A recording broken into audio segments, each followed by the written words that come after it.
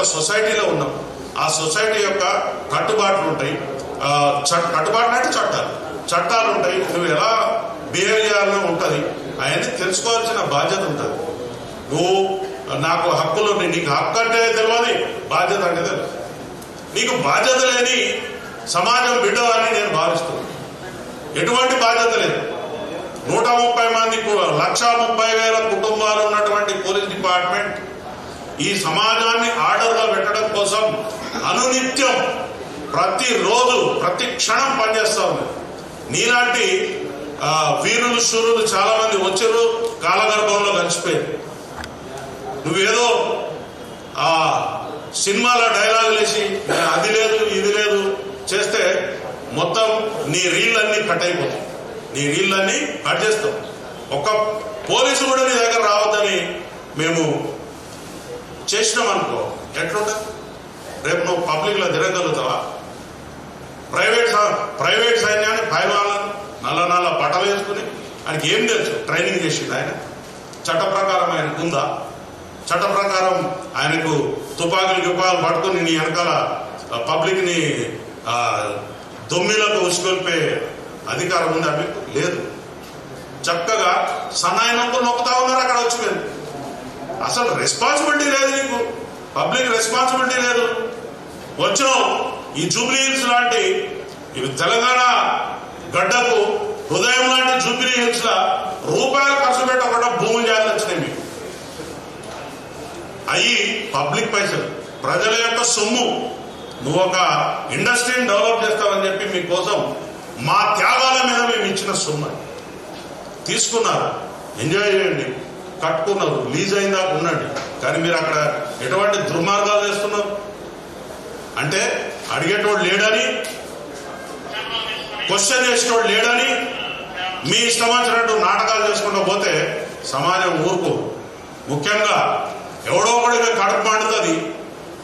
దానికి తీవ్రంగా మీరు భారీ మూల్యం చెల్లించవలసి ఉంటుంది.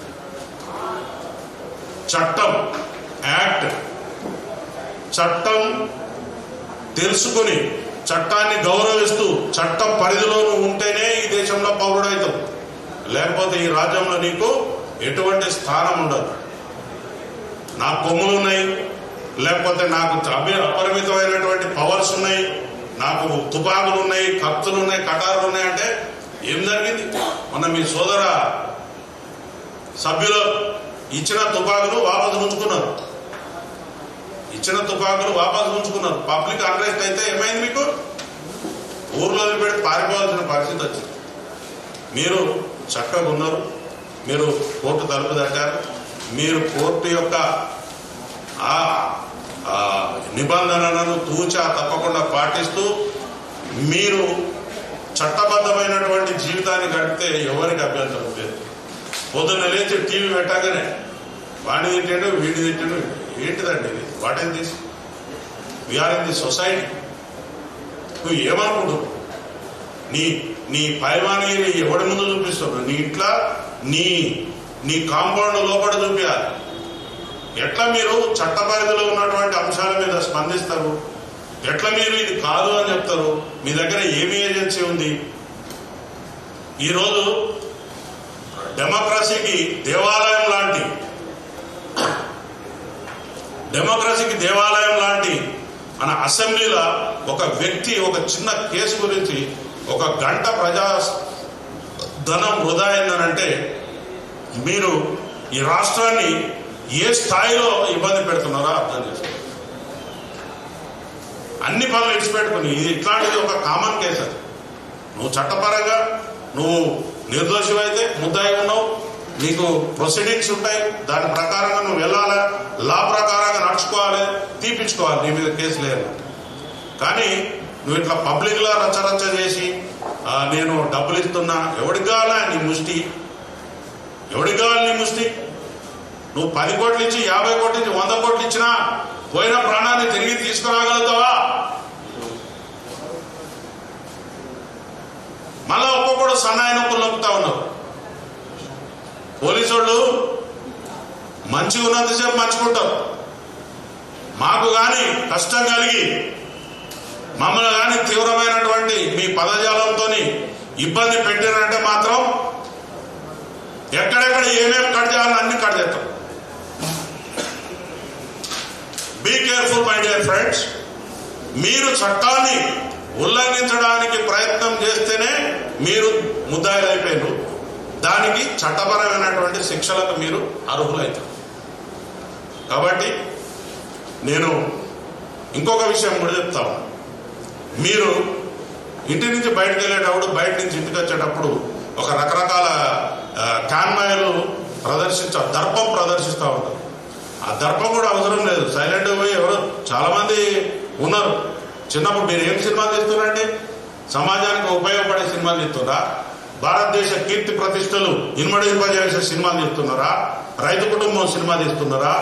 లేకపోతే ఏమన్నా నర్తనశాల సినిమా తీస్తున్నారా? లేకపోతే మన సందేశాత్మకమైన సినిమాలు తీస్తున్నారా? సాగర సంగమం లాంటి ఏమన్నా? మీరు ఏం సినిమాలు తీస్తున్నారు?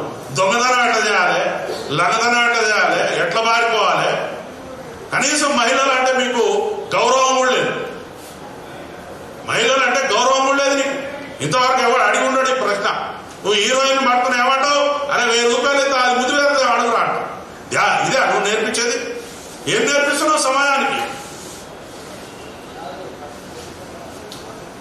ఒకసారి సినిమా తీసేటప్పుడు మా బిడ్డలు గరీబోళ్ళు ఎందుకు తీసి నీ 3000 5000 రూపాయల టికెట్ల కొని ఎందుకు పోవాలి? దానికి ఒక హైప్ క్రియేట్ చేస్తున్నావు. దానికి ఒక థియేటర్ లేకుండా, ఇంకొక కొత్త సినిమా లేకుండా మీరు సినిమాలను పంచుకొని టైమ్లీ నెలకొకడు సినిమా పెట్టుకోవాలా. ఆ సినిమా తప్ప ఇంకొక సినిమా ఆడద్దు. ఏముంది మీ దాదాగిరి? మీకు ఆ రైట్ ఉందా? ఒక ఉపాయం ప్రకారం నీ సినిమా తప్ప ఇంకొక సినిమా లేకుండా చేసి ప్రజలను ఆ సినిమానే ఖచ్చితంగా చూసేలా మీరు మలుపుతా ఉన్నారు. ఒక కెనాల్ వాటర్ పోతుంటే ఏ పంట పొలంలోకి మలపాలనో రైతుకు తెలిసిన లాగా మీరు దీన్ని పండించుకుంటున్నారు. సినిమా టాకీస్లా రేట్లు 100 రూపాయలు, 50 రూపాయలు, 20 రూపాయలు. ఆ రేట్లు 100 పక్క 4 సున్నాలు, 25 పక్క 2 సున్నాలు. ఏంటిదండి? What is this? నిన్నెవరు మేము బతిలాండి మా కోసం ఒక ఇట్లాంటి సినిమా తీసి పెట్టారు. నేను ఇక్కడే చెప్తున్నా, నువ్వేమన్నా పారాని సినిమాలు చూస్తున్నావా బాబు? ఈ దేశాని కోసం ఏమన్నా చెప్తున్నావా? అట్లాంటి సినిమాలు చూస్తే ఏమన్నా జ్ఞానం వస్తుంది. జై భీమ్ లాంటి సినిమాలు చూస్తే రాజ్యాంగం గురించి తెలుస్తుంది. లేకపోతే చారిత్రాత్మకమైన సినిమాలు చూస్తే, కోడెనాగు లాంటి సినిమాలు చూస్తే కులాన్ని ఎట్లా విడగొట్టాలో తెలుస్తుంది. నిప్పులాంటి మనిషి సినిమా చూస్తే ఒక పోలీస్ ఆఫీసర్ ఎంత గొప్పగా ఉద్యోగం ఎదురడో తెలుస్తుంది. ఒక మత సామరస్యం ఎట్లుండాలో తెలుస్తుంది. నువ్వు చేసేదేంటి? నువ్వు చేసేదేంటి? నీకు ఎవడిస్తున్నాడు గైడెన్స్? చెప్పేది ఒకటి, చేసేది ఒకటి. మీరు మీ తోలు మంచిగా ఉంచుకోకపోతే తోలు పలగొడతాం.